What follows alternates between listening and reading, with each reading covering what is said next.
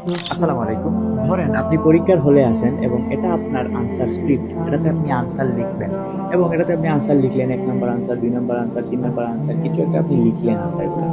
এখন পরীক্ষার হলে থাকাকালীন সময় আপনার মনে হলো আপনি ২ নম্বর প্রশ্নের উত্তর ভুল লিখছেন। আপনি কি করতে পারবেন? আপনি এই প্রশ্নটা কেটে আবার নতুন করে এখানে ২ নম্বর প্রশ্ন লিখতে পারবেন না? পারবেন।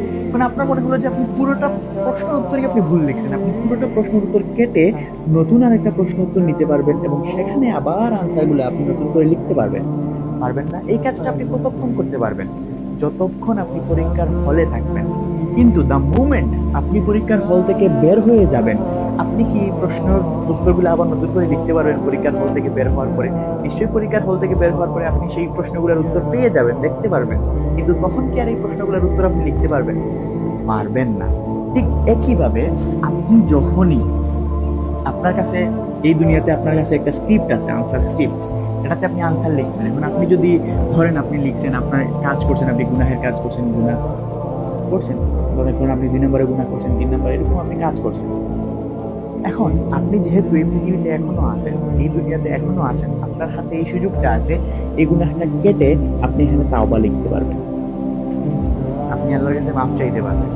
এই গুনাহের জন্য আপনি কেটে এখানেও আপনি তাওবা করতে পারবেন, মাফ চাইতে পারবেন আল্লাহর কাছে। কিন্তু দ্য মোমেন্ট আপনি পরীক্ষার হল থেকে বের হয়ে যাবেন, এই দুনিয়া থেকে চলে যাবেন, কবরে চলে যাবেন, তখন আপনি নিশ্চয়ই বুঝতে পারবেন আপনার রব কে ছিল। আপনি কি কি কি ভুল করছেন আপনি তখন বুঝতে পারবেন। কিন্তু তখন কি আর ফিরে এসে এই আনসার স্ক্রিপ্টটাকে কেটে নতুন করে আরেকটা আনসার স্ক্রিপ্টে লিখতে পারবেন আপনি? পারবেন না। আপনার হাতে এই সুযোগটা থাকবে না। কিন্তু এখন এই সুযোগটা আছে। আপনি যদি শুধুমাত্র আপনি যদি তাওবা করেন, ঈমান আনেন, সৎকর্ম করেন, আল্লাহ সুবহানাহু ওয়া তাআলা আপনার সমস্ত গুনাহকে সওয়াবে রূপান্তরিত করে দিবেন। কেন দেরি করবেন?